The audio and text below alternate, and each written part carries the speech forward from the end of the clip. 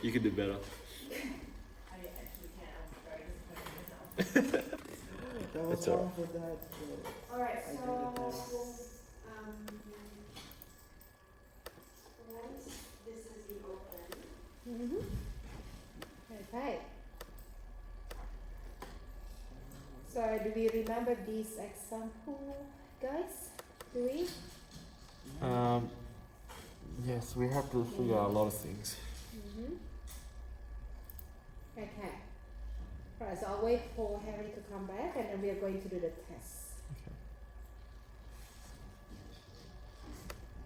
So go back again to mygradeconverter.cs and have a look at the two methods that we have here. So the first one is to read the CSV data and then we are going to convert them to arrays. Right? So that's what we did with the first method here. And then the second method, we are going to find the grade of a given mark. So that is again based on all the data that we store in the arrays. So have a look at the logic and then we are going to perform the test. Now, so the next part of my example is going to use unit test framework. So there are different types of unit test frameworks that we looked at last time. So how do we generate a unit test project? What is the easiest way to do that? Right click the class, add test. Actually right click the method. Very good. So right click the method that you want to test, right? Now, so let's say I'm going to test this method here. So this is actually one of the easy method to test. Why do you think that is? Because you're skipping a couple of steps in Yeah. creating your test. So there's specific parts of this method that make it easy to test. It's only one input. Yeah, because we have input to pass to the method, so we can easily pass the test data, right? And then what else? It returns a value.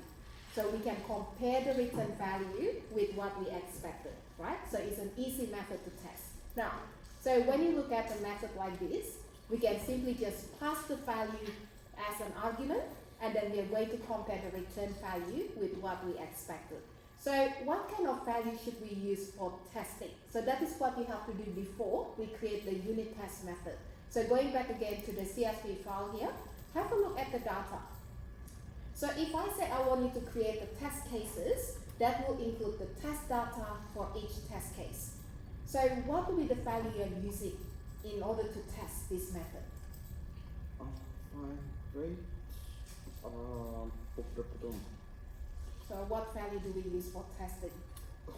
A number or whether an int and a Yeah. string. So what number do we use for testing? A Somewhere positive between number 0 and that's 100. between 0 and 100, and then we can, I mean, you can use many different numbers. I would want to test a number for each range, each of Very those good. 4 ranges, and I want to test a negative number and a number that is outside of 100. Okay, good. Yeah. So we're looking at different type of test data that we need to use, right? Yeah. Now, so one of the test case design technique is using boundary value analysis. So what that means is you're looking at the values at the boundary.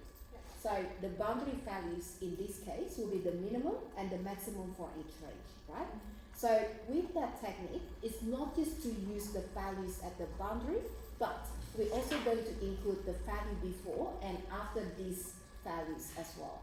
So for example, instead of just testing the value 0 and 49 for fail, I'm going to include the value -1 and 1. And the same with this one, 48 and 50. Does that make sense? Yeah. Yeah? Okay, so that is one of the test case design technique that I mentioned earlier. So if you do the research, you can see all the different techniques you can use in order to come up with good test cases. Alright, so let's try to apply that to our code. So going back again to my converter class here, and the easiest way to create the unit test is to right click the method, and then what option should we use here? Create unit test, thank you. So we click on the option to create unit test, and then it's going to give you the default test framework. So that is Microsoft Test. And if you want to change the name and all the other names here, it's up to you. but usually I just leave them as default name. So click OK.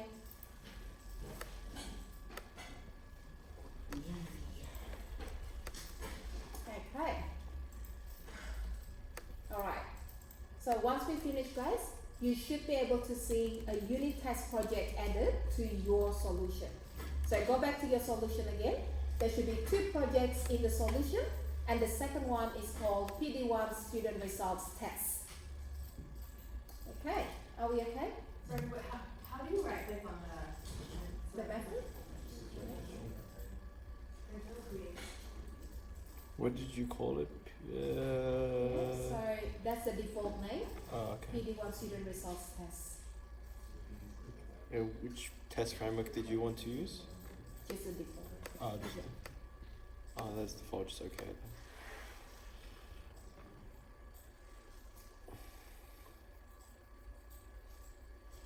Is that okay, guys? I don't have the option to create. Highlight the whole line. Public static stream.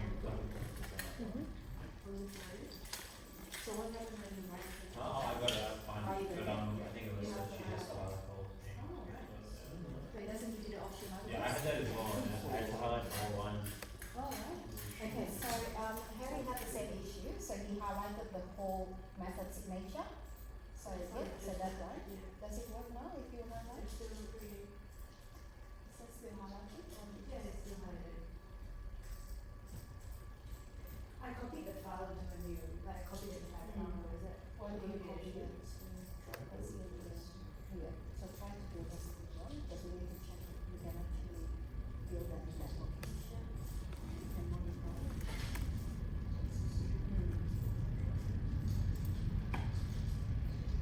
So that's what it is not wrong. Alright, that's okay. We can just add that manually in that case. So right click your solution, and how did we add that manually? Solution, for the memory converter. Which one is the solution? In that project. Program. Oh, the top one. So solution. And then we add. New project. And then you can type in MS test.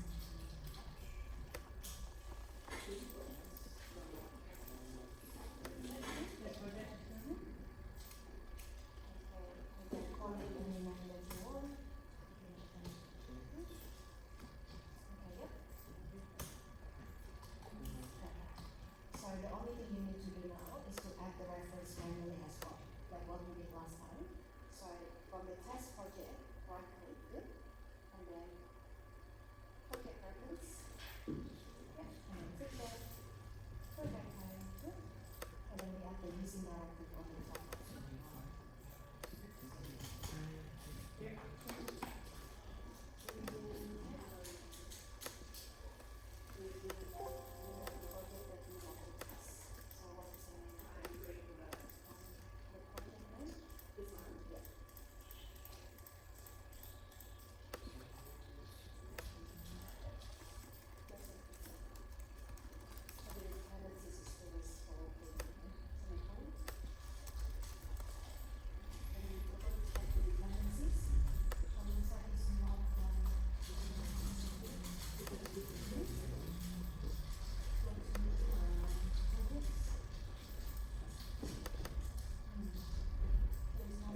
Often like your database and stuff, yeah. I don't believe I have. I haven't like, So we wait and it's going to resolve after a while. like even the stuff we did in like the first month. Oh, I got that. I got that back, and then I resent it. After she, after she got me the review. Okay.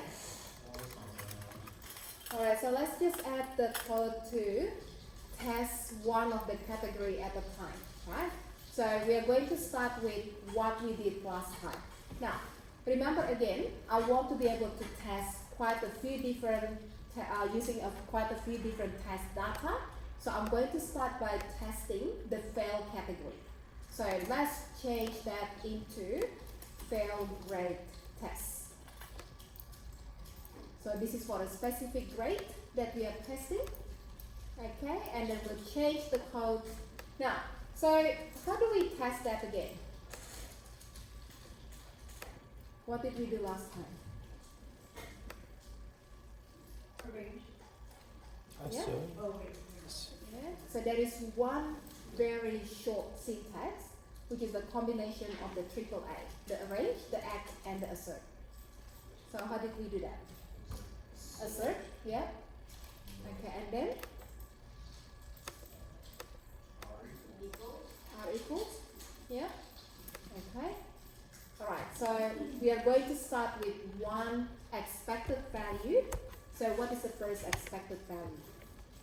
It's -1. Minus 1. Is that going to give you fail? Minus 1? Yes. Yes. Shouldn't. Right? So what is the smallest value in the fail category? 0. Good. Okay, so we need to include minus 1 in a test, but not in the fail test, right? Because it's not supposed to give you fail. Alright, 0, and then how do we get the actual value? Yep. So we call the method. So how do we call the method? Yep. And then?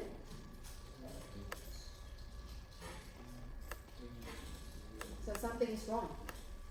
Tell me what is wrong. So the first one expected. Very good. So the first argument is the expected result. Is that right? Yeah. So what is the expected result when you call the find break method and you pass the value 0?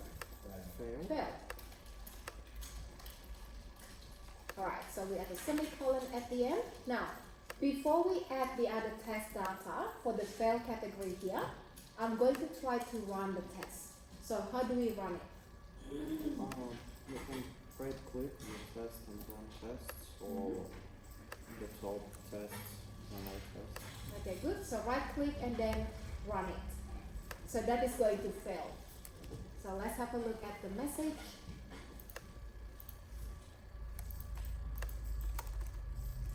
Okay.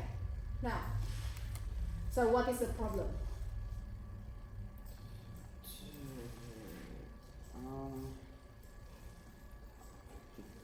For exception system, no reference exception, and reference You did it to concept make an object. an object. We can't just say migrate converter from grade, I believe. Okay, so I'm going to get you to guess first, and then after that I'm going to show you how to debug this. Now, so who wants to make a guess? What happened? What is wrong? Yes? I'd say we didn't give like our program option to just avoid creating instances. Okay. Oh wait, it's static. And our class is not static. Mm-hmm. Is it not lacking the fact that we're using a string but we're including something to do like Okay. data So something with the data type in that case. Okay. Yeah. Any other guesses? Okay. So when you get the failed test like this one here, the best thing to do is actually to debug your tests. So you can add the breakpoint, and you have the option to debug. To do the debug test. Right? Now I'll show you what you can do with that. Alright. So watch my demonstration very carefully. So when we do the debug test, it's going to stop the execution when we get to the test. And then, have a look here.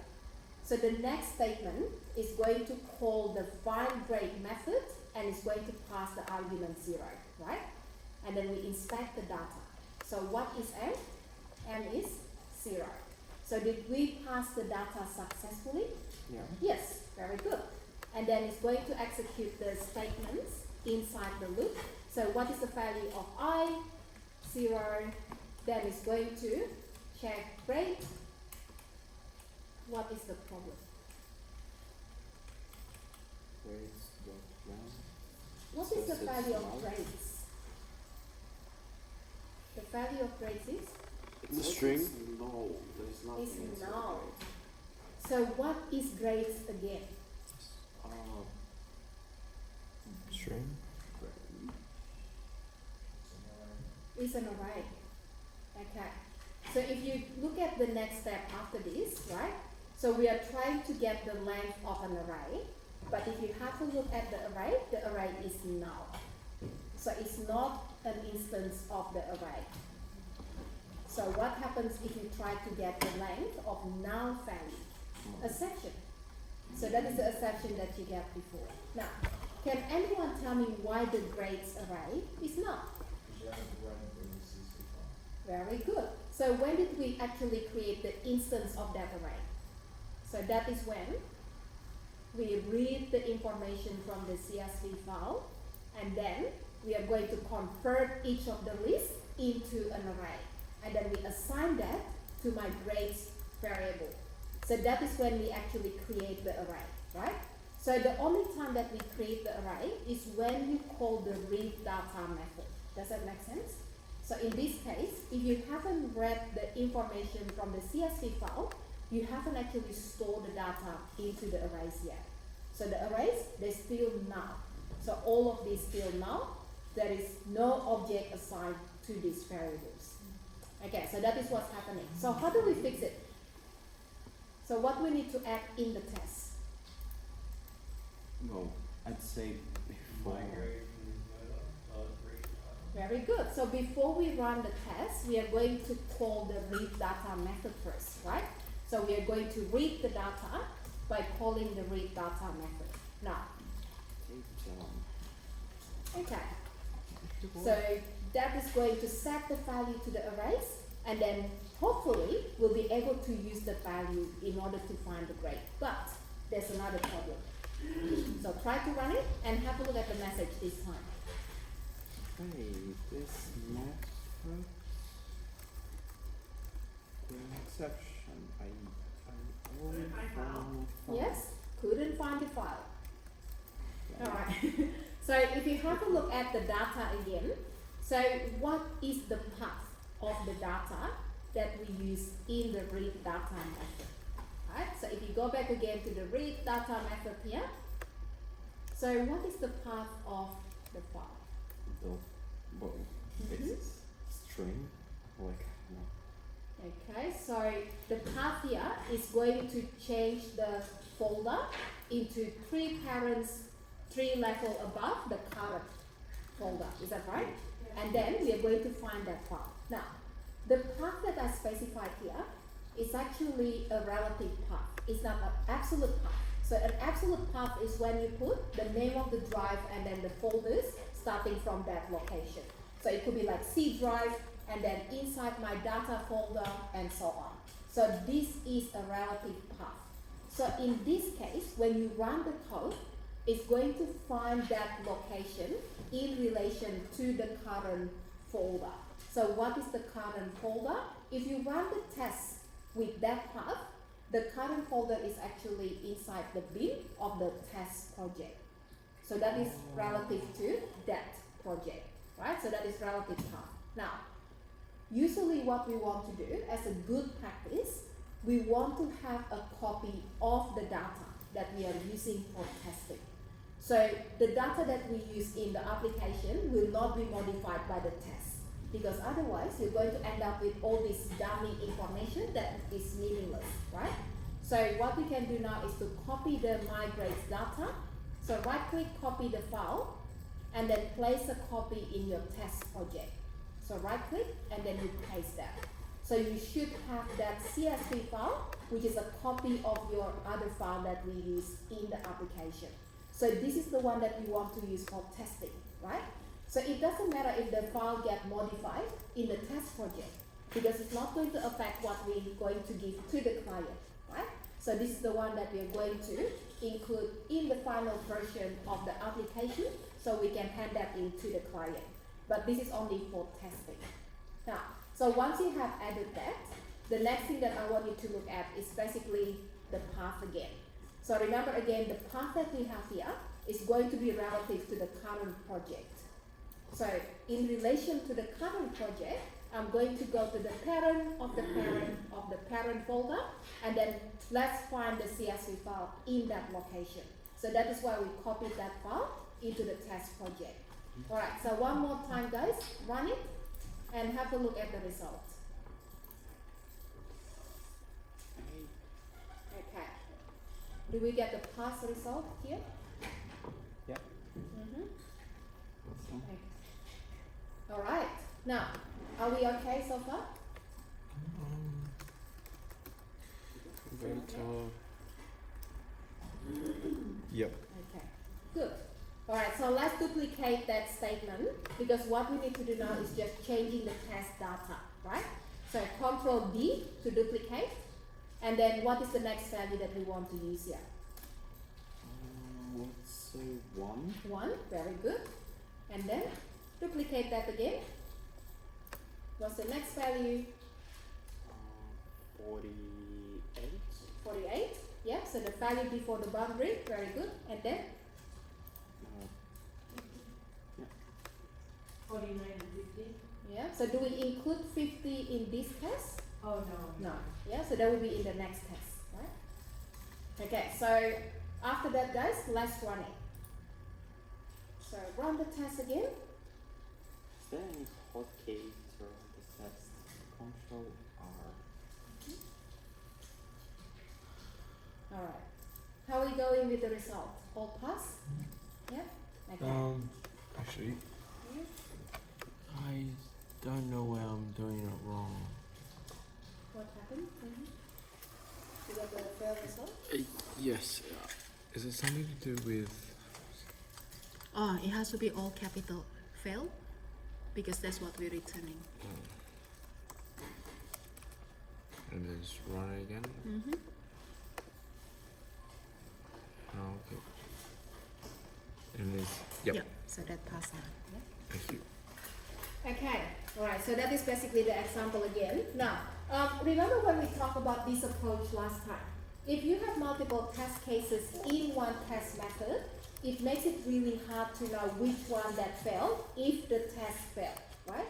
So it could be one of the test data here. So what you usually do, you want to include a single test case in each of the test methods, or there is another technique that we can apply in Microsoft Test Framework. So we can create the data rows. So for each of the test case, I can put that out as a data row, and each of the row will be added as your test data inside the method. So let's add the attribute data row, and then you specify all the data that you want to use for testing. So from each of these, you can see we have two different values. We have expected result, and then we also have the test data. So in that case, you can set the two values for each of the data row. So for example here, I can set, it's up to you which one that you want to use first, whether the score or the result first. So I might just reverse the order to make it easier to see. And this is again for the result. Okay, so that is your test data, and that is the expected result for that test data. Then I'm going to duplicate that, and we are going to move the next test data to the data row. So the next one is 1, and then we repeat that again, and then the next value is 48, and then the last value is 49.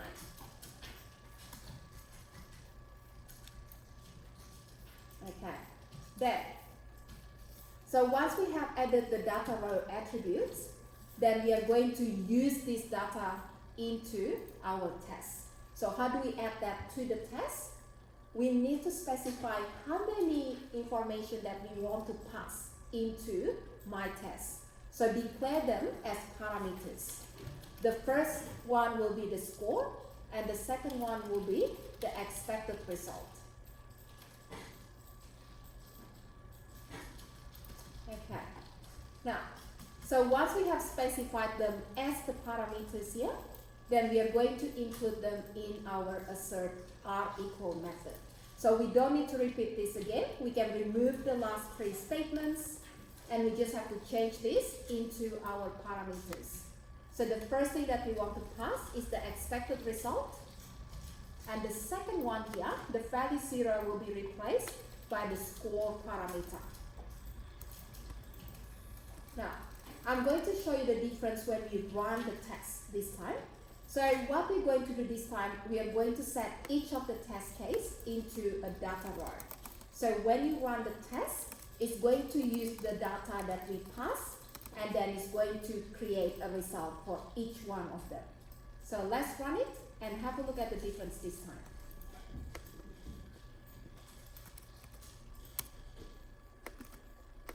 So in the test result, you're going to be able to expand that, and you can see the result for each row. So that is the first row result, the second row result, the next one, and the last one. Yeah, so click on the last arrow in the result, and you should be able to see the result. Okay. How are we going? All good? Can we run it?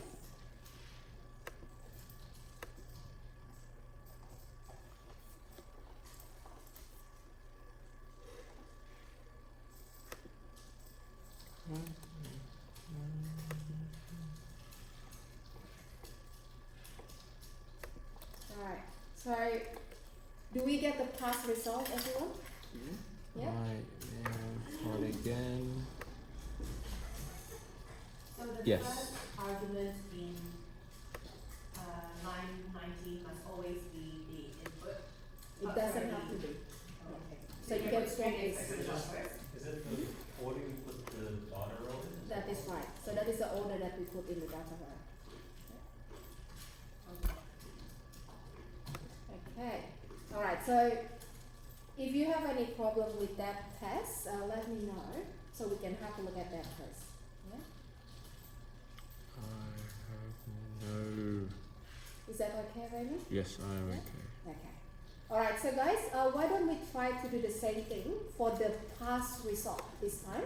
So can anyone tell me what we need to do here? What do we need to type in first? For the past grade. Okay?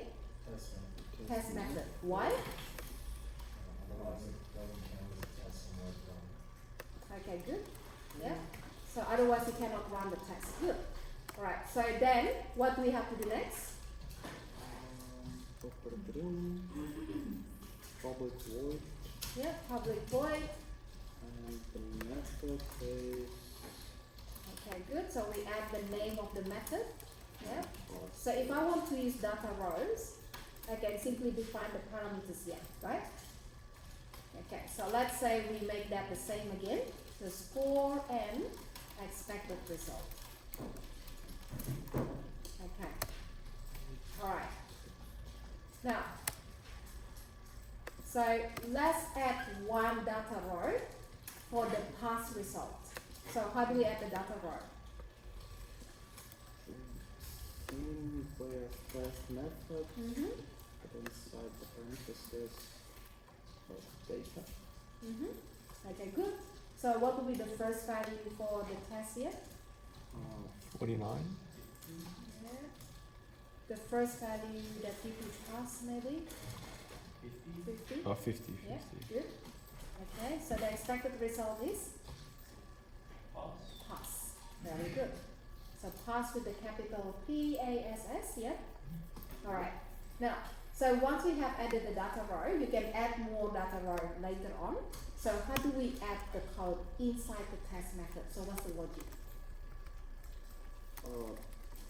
Well, technically the same assert Okay. are equal. So we do assert are equal. Yeah, and the first argument is going to be expected result. That's result in our case. Okay. And the second one, migrate converter, dot point rate, and our score, our Okay, good. actual result. Alright. Now, anything else that we need to do? Read data. Mm-hmm. That's Okay, it. good. Before we need to read data. Distraction. Distraction. Alright, so run the test, guys. It's less than I'm appreciated. No, we appreciate you, Nick. We're just playing a joke. No, no. Don't go That's the away. sign, Nick. Yeah, what happened? Like, that's it. Don't come back. Okay, oh, alright. Oh, he's going to cry in the corner now. Don't do it. Buy more cake. Buy more cakes. Alright, so did you get the pass result, everyone? Yeah? Okay, so if you have a look at your result this time, we only have one data row, right? So then that is going to give you the past result because the value that we're expecting here, that's the same as the actual value. Now, have a look again at our logic. So the first logic is going to compare the score with the expected result. And the second one, comparing the score with the expected result. So, if I want to combine this method with this method here, do you think it will work? Can I just make them all into one method? What do you think? If you will Yeah, put data Mhm. row. Yeah, that's right. for So we can this. actually combine the two methods into one, right? So what you're going to end up with will be all the data rows that contain the different grades values. So the failed grades, and then the pass grades, and so on. Now, so again, this is actually up to you. So how do you want to divide the test? Do you want to have one big test method with all the data rows, or you want to separate them? Do you want to use data rows at all? So that is another thing that you might want to consider, right? Now, so there is a little bit of repetition in my code here. So the repetition that I'm looking at here is actually about reading the data. So in order to be able to run the test, we need to first read the data by calling this method. So what we can do, instead of adding this read data in the beginning of each of the test methods, we can actually separate that into another method. So the next method that I'm going to show you is going to have a special attribute, and I'm going to talk about this special attribute. So let's create another method. So this time I'm going to say public void init. So this is to initialize. Okay. And then we are going to move the method call for reading the data. So move that to the init method. And in that case, I don't really need to have that in the other method as well. Okay. Now, so at the moment, I remove the read data method from each of these test methods, right? So instead of calling the init method, we are using a test attribute to indicate that this is the method that we want to run before each of the test methods. So in order to do that, we add a test attribute called test initialize. So the test initialize attribute is basically used in order to set up some data or in order to set up some, configuration before you run each of the tests. So every time you run a test method, like this one here or that one, it's always going to set up the initialization first by calling this method. And then it's going to run the method inside the test method. Right, so that is basically just for the structuring of your test class. Now, so let's run it, guys, and then let's have a look at the result. Is this just run all? Yeah, you can just click run all if you want. Still the same? Okay, do we still get a pass result? So pass grade and fail grade? Yeah? Yep, I got. Okay. Alright, so let's just add a few more data row for the pass grade. So can we duplicate that and then change the data? So what is the next one that we want to use here? Let me get it up. Yeah? 65? 65, okay. And then two more. So what other values we have to use? 51 and Yeah, 51, very good. 64. And then 64, alright. So that is again based on our boundary value analysis technique. So we should use the values surrounding the boundary. Now, why do you think is a good technique to use? Why do you think using those values surrounding the boundary is actually a good technique? Yeah? Because most of the ones in the middle of the range can only show one output, whereas the one on the boundaries can show either one or the other, so you'll get an error. because of Very that good. ambiguity. Yes, excellent, right? And most likely, the problem that we have is usually around the boundary. So why? Sometimes Plus we or add a minus. comparison operator that has the equal or not equal, right? So it could be greater than or greater than and equal to. So that is again, that's the reason why. Alright, so run all the tests, everyone. So a lot of people like this activity here, running the tests. It feels good. Feels good to see pass. Yes. It's much more Yeah, enjoyable. unless they than all killing. fail. I got. Unless you want or fail. Alright, so let's have a look at the result again. So we should get pass and then again pass for the next method, right? Okay. Now, do we have any shared feature that we have to reset in this case? No? No. So there's nothing changing in your external file, isn't it? In the external system as well. So the only time that you need to reset anything in your test is when you update the data source that you connected to. So it could be an external system, an external database, for example, or it could be an external file, right? So that is the only time that you need to do the reset. Alright. What if we have to reset some data here? How can we do it? Okay, good.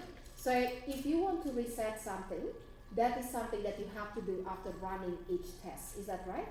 Yeah. So yeah. So imagine that this method is going to update the data. So then after you call that method, then you're going to add another part of the logic that resets the data. And the same thing again for another method here, you need to call the method to reset the data. Now, instead of calling the reset method multiple times, so one time from each of the test methods, we also have another test attribute that we can use in order to create some methods that can be called automatically at the end of the test run. Now, what is the name of the test attribute that is going to be called automatically to make the method call automatically at the end of each test run? I'll show you the options here. If you go to the documentation, you're going to see all the different options for the attributes. So we are going to look at your, hang on a minute, let me go back to unit test, yeah? And then we can see the test attributes. So we have different test attributes that we can use. And then you have all these other ones as well. Now, I'm going to give you a task. Can you guys find the name of the test attribute that we can use in order to make the method to be called automatically at the end of the test run? Not at the beginning, but at the end. So what is the name of the test attribute?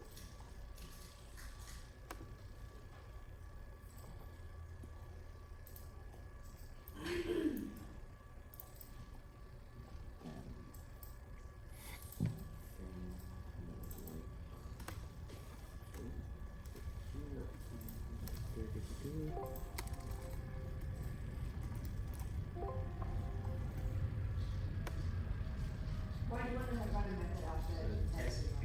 You need to reset the value. Yeah? Which one is that, Harry? Yes, that's it. Test cleanup. Very good. So test cleanup is the one that you can use in order to reset, right? So this one here. You can see some examples as well. Yeah, so test cleanup.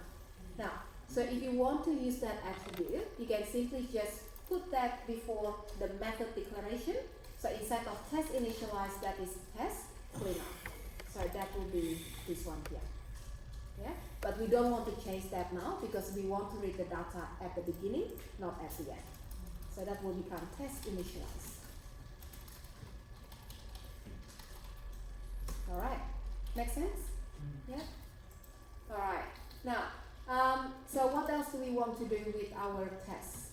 Is there anything else that we want to test besides the grade converter here.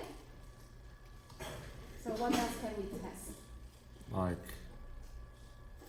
you're talking about like negative numbers, decimal numbers? Yeah, so decimal numbers for the inputs. I don't know. Yeah, okay. So that is a good point. We cannot add that into the unit test because the method can only take an The integer. int, yeah. Alright, so what else do we want to test? Is there any other method that you think we need to test in this example? So not just the grade, the fine grade method, maybe there are other methods. What do you think? Read data method. The read data method, okay. Now, how do we test the read data method? Could you like change the method to take a string or something? Yeah, Change the file path? change the, yeah, okay, I good. don't think there's too much you can do because then Yeah. it's It's a bit tricky, isn't it, with the read data method, because if you want to see if the data is actually read successfully, right? So how do we get the data that we read, and then how do we compare that? Because yeah, convert that into a string. So that means you have to change the method definition. Otherwise, you cannot test that, right? Now, so that will be one thing that you could do. Or you can create another method that holds the read data method, and this method can be used for testing. So that's something that you might want to do. Now, Can we create this method within a taste, or not taste, test, so unit test file? So let's say we create a new method for testing like read data, Yeah. and within this method we're creating logic for testing this data. You could, yeah. But the logic will include getting the data, right? Yeah. So how do we do that? So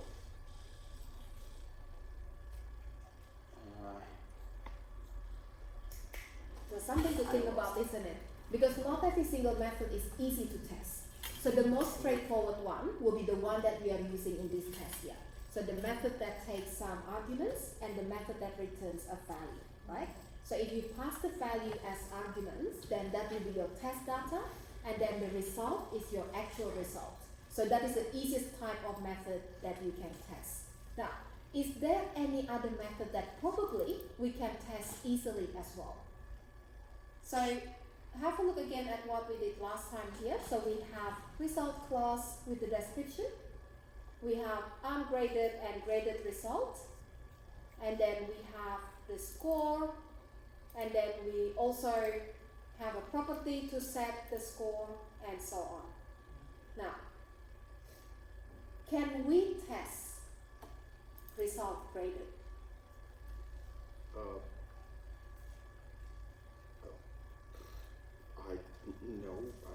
I don't think so. Yeah.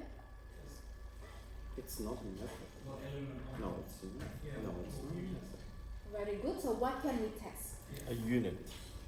Yeah. Okay. Which Good. Unit. Or is maybe that's a constructor, because constructor is a method. Okay. Think again about requirements. What is this result graded about? What is the purpose of this class? To store data. To store. Good. Store what? that? Yeah. Score Score. and description. Yeah. And Description, like in this case, but I'm Store. storing it not inside. description as well. Very good. So we can store score and description. Now, the requirement says that your graded result can store the score, and the score will be converted into description. Is that right? So that's what we are doing in the property here. Now, in this case, can we test result graded? Not really, no. Yeah, Yeah. you just see if the score lines up with the description name. Very good.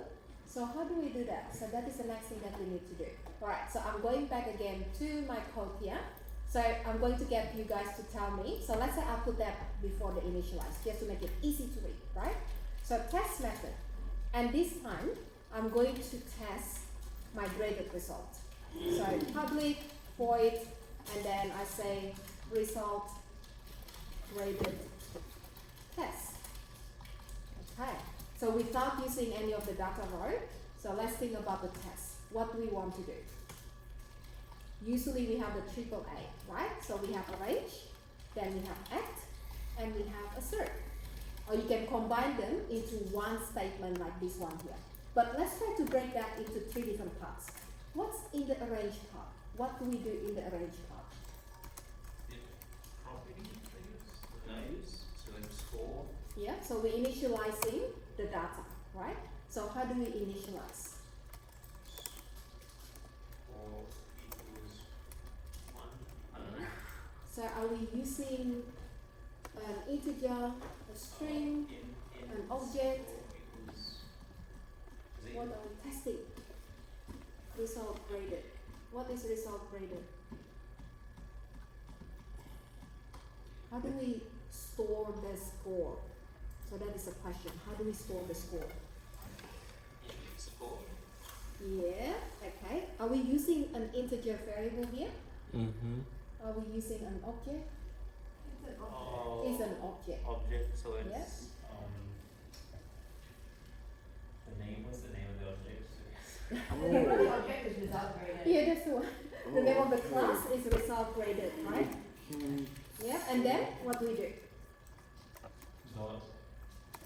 Give that a name, and then New result. Result graded. very good. We instantiate that first. Well done. Now, once you instantiate the object, we can set the score, can't we? So how do we set the score? Dot Dot score. score Yeah. equal something. Okay, so we put any score that we want, right? So let's say 50 again. Right. Okay. So the add part here is usually when you call the method that you want to test. So we don't have any method to test, so we can do the assert. So what are we comparing? Assert So are equal equal 50, comma r dot score. 50? No. What is the expected result? Pass, yeah. Pass. And then what are we comparing that with? Description. Very yes. good. How do we get the description? Good. And semicolon. Is that right? Yeah? Excellent. Okay. So there's so many things that you can test. So this is one of the other example again.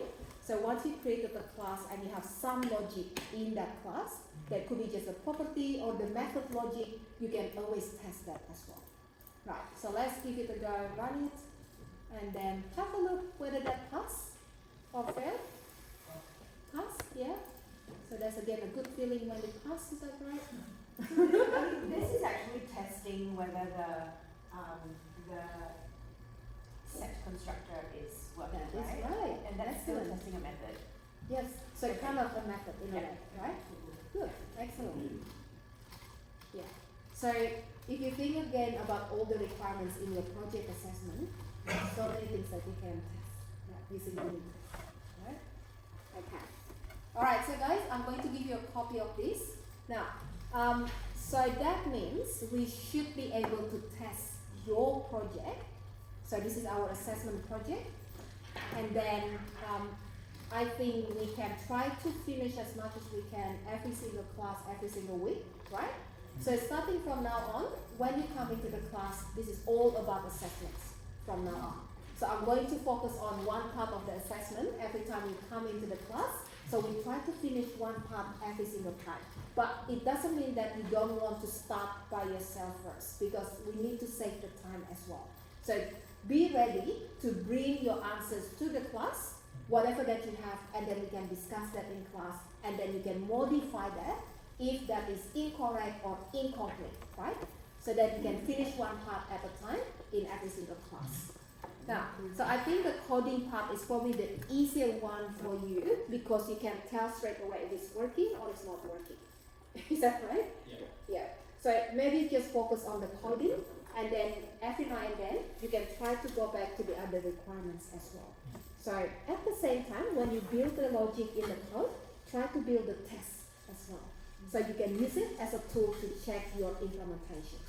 Yeah? Yeah, so are we happy with that? Yes. Yeah? And do you think next Tuesday we can see part 3 half completed? Is that the implementation? The implementation. Yeah? Ah, that's Yeah? Okay, good. You have great faith, Shanti. Yeah. I believe you guys can do that. It's just a matter of Maitland, Misplaced belief. is that confidence or